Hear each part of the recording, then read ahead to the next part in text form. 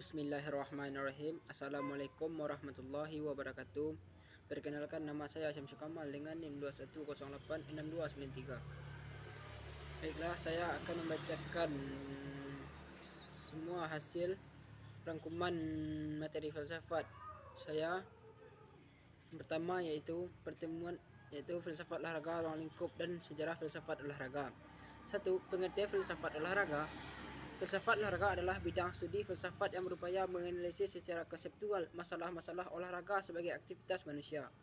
Masalah-masalah ini mencakup banyak bidang, tetapi terutama dibedakan menjadi 5 kategori, yaitu filosofi, metafisika, etika, dan filsafat moral, filsafat hukum, filsafat politik, dan estetika. Yang kedua adalah ruang lingkup filsafat olahraga. Terbagi menjadi 8, yaitu sportivitas, kecurangan, peningkatan, olahraga yang mengerikan dan berbahaya. Yang kelima, jenis kelamin, gender, dan ras. Yang keenam, penggemar dan penonton. Yang ketujuh, olahraga bagi orang cacat. Yang kedelapan, estetika berolahraga. Yang ketiga adalah sejarah perkembangan filsafat. Sejarah perkembangan filsafat dibagi menjadi 3, yaitu zaman pra-Yunani kuno, 2. Zaman Yunani kuno, 3. Zaman keemasan filsafat Yunani. Pertemuan sejarah filsafat masa metode Yunani, Romawi, masa abad pertengahan, dan masa modern dan postmodern. Pertama adalah sejarah filsafat pada periode Yunani atau Romawi. Pada masa kehidupan Yunani, mereka masih hidup zaman di mana segala sesuatu harus diterima dengan hal yang mitos ataupun animisme yang pemikirannya melewati akal logis. Contohnya saja tentang kepercayaan budaya barat tentang tubuh dan pendidikan jasmani. Karena pengaruh Yahudi dan Fenisia, padahal ilmu pengetahuan serta olahraga itu dikemukakan oleh suku Athena. Pendidikan olahraga dinilai sebagai nilai moral. Yang kedua adalah masa abad pertengahan.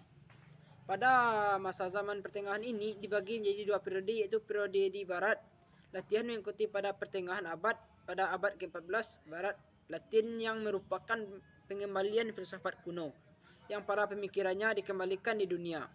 Bahasa Arab dan berkembangnya filsafat agama pada abad pertengahan ini mempunyai perbedaan yang mencolok, terutama pada pembelajaran agama. Yang timbulnya agama Kristen yang dibawa oleh Nabi Isa alaihissalam, yang membawa perubahan yang sangat besar terhadap keagamaan. Yang ketiga adalah masa modern dan postmodern. Pada zaman modern ini, di mana masa ini telah melewati zaman masa periode awal masa, periode pertengahan, dan menuju pada masa modern ini. Pada masa modern ini sudah sangat jauh perkembangannya, dan para filosofi juga telah merubah para pemikiran manusia sesuai dengan akal. Pemikiran dan pengalaman menempatkan kemanusiaan pada tempat yang sentral dalam pandang hidup. Pada masa modern ini, di mana masa kepuncakan para filosofi pun mulai dikenang sebagai pelopor filsafat yang lebih berperan, dan filsafat agama, pendidikan, dan lain-lain. Sedangkan orang-orang yang menganggap kemajuan ini perluasan zaman Renaissance. Pada abad ke-20 ini filsafat juga mengalami kemajuan pada ilmu olahraga dan berkembangnya dengan olahraga baru, dan mulainya tercipta peralatan olahraga yang canggih dan berkualitas. Seterusnya, ontologi, epistemologi, aksiologi, dan aplikasi kajian dalam pendidikan. Yang pertama adalah ontologi. Ontologi didefinisikan dengan metafisika yang disebut juga protofilsafat dan atau filsafat. Yang pertama, ontologi ini membahas tentang realita atau kenyataan yang menjuru ke selanjutnya. Dasar ontologi ilmu berhubungan dengan materi yang menjadi objek. Penelaahan ilmu atau sering disebut dengan pengembangan ilmu, dan pengertian ontologi ini menjadi melebar dan diartikan secara tersendiri pemikiran cabang-cabang filosofi. Ontologi ini berperan sebagai dalam perbincangan mengenai pengembangan ilmu dan konsekuensinya. Penerapan ilmu, ontologi merupakan sarana ilmiah untuk menemukan jalan penanganan secara ilmiah. Yang kedua adalah epistemologi. Kata epistemologi berasal dari bahasa Yunani yaitu epitisme dan logos. Epitisme artinya pengetahuan, sedangkan logos artinya ilmu atau teori. Epistemologi adalah suatu ilmu yang mengkaji tentang sumber pengetahuan yang diawali dengan asal-usul metode, struktur, dan valid atau suatu pengetahuan. Yang ketiga, aksiologi adalah berasal dari bahasa Yunani yang artinya aksio adalah pantas atau layak. Sedangkan logos artinya ilmu. Aksiologi bergabungan dua kata ini dapat diartikan suatu teori. Untuk mendapatkan kategori ilmu yang telah diperoleh, dan aksiologi yang bisa diartikan dengan menganalisis tentang nilai yang dapat diperoleh mulai dari nilai kebaikan, kebenaran, keindahan, dan realigus. Seterusnya, aplikasi kajian dalam pendidikan jasmani olahraga. Berdasarkan hasil penganalisian ini, istilah pendidikan jasmani digunakan untuk melakukan pengajaran sebagai alat untuk mencapai pendidikan. Sedangkan olahraga bangunan untuk umum ataupun olahraga luar di pendidikan yang perannya untuk meningkatkan prestasi. Dan perlombaan untuk biasanya membedakan pendidikan jasmani dan olahraga. Selanjutnya, aliran rasionalisme dan aliran empirik. Yang pertama adalah aliran rasionalisme. Adalah paham filsafat yang menyatakan akal atau reason adalah terpenting untuk memperoleh pengetahuan. Menurut aliran rasionalisme, suatu pengetahuan diperoleh dengan cara berpikir. Rasio adalah sumber kebenaran. Hanya pada rasio sejarah yang dapat membawa orang kepada kebenaran. Yang kedua adalah aliran empirik. Kata ini berasal dari Yunani empirik. Empirok berarti pengalaman dalam. Berkenaan dengan terampil untuk, empiris adalah suatu aliran dalam filsafat yang menyatakan bahwa semua pengetahuan berasal dari pengalaman manusia, berbeda dengan anggapan bahwa indera atau pengalaman adalah sumber-sumber satunya atau paling primer ini pengetahuan manusia, sehingga pengenalan inderawi merupakan pengenalan yang paling jelas dan sempurna. Sumber ilmu pengetahuan dalam teori empirisme dan penginderaan inderawi. Seterusnya, konsep jiwa raga pada tubuh manusia. Konsep jiwa raga merupakan suatu abstrak dalam di mana manusia tidak dapat diketahui wujudnya yang arahnya dapat menunjukkan kebaikan maupun keburukan yang memiliki macam karakter, sifat dan sifat pada manusia maupun pada intinya sendiri sehingga tubuh sendiri memiliki pengaruh yang nyata pada manusia. Raga adalah konkret, jelas, dan indera, sedangkan gerak raga sudah dipastikan dapat kita amat, namun gerakan tidak dapat diamati dengan panca indera, tetapi dapat dirasakan. Bahkan jiwa itulah yang sebenarnya menjadi penggerak. Terusnya, konsep tubuh pada manusia.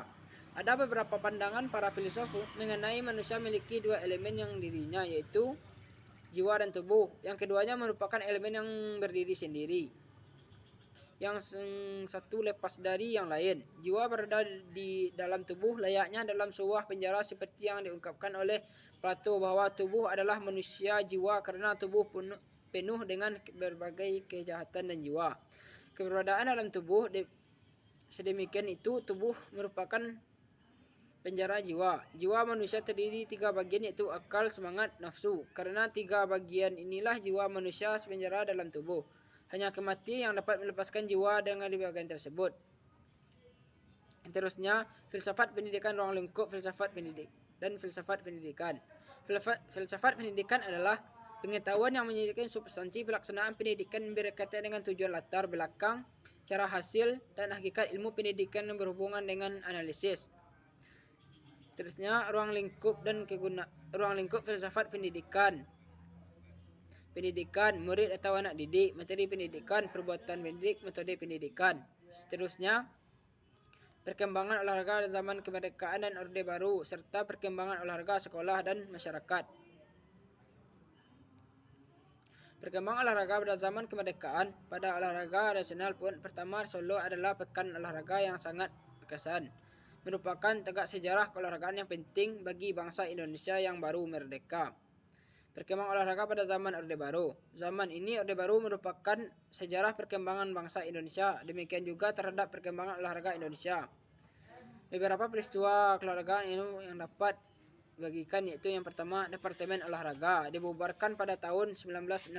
Setelah itu olahraga dilaksanakan kembali. Pendidikan jasmani olahraga di sekolah dalam masa ke masa. Perkembangan sejarah pendidikan jasmani adalah sebagai berikut. Itu masa gerak badan, pendidikan, olahraga, masa olahraga dan pendidikan. Sejarah perkembangan olahraga di masyarakat. Pada zaman sesudah Indonesia merekomendasikan kemerdekaan pada tanggal 17 Agustus tahun 1945, dibentuklah susunan kabinet pertama di mana kegiatan olahraga dan pendidikan jasmani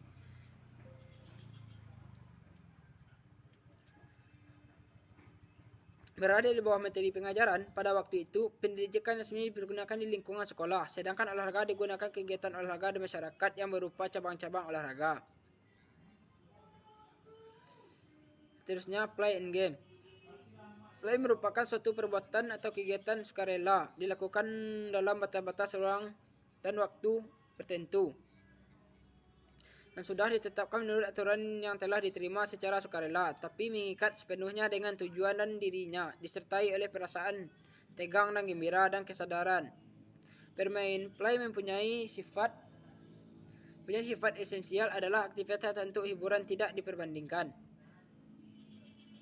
Sedangkan game adalah berasal dari kata bahasa Inggris yang memiliki arti adalah permainan. Dalam hal ini merujuk pada pengertian kelincahan intelektual. Seterusnya, ruang lingkup pada game mempunyai karakteristik antara lain. Yang pertama adalah adanya kompetisi. Kedua, hasil ditentukan oleh keterampilan fisik, strategi, dan kecepatan. Sekian yang dapat saya bacakan dari rangkuman materi filsafat saya. Terada terkurang terlebih saya mohon maaf. Saya sudahi dengan wabillahi taufik wa hidayah. Wassalamualaikum warahmatullahi wabarakatuh.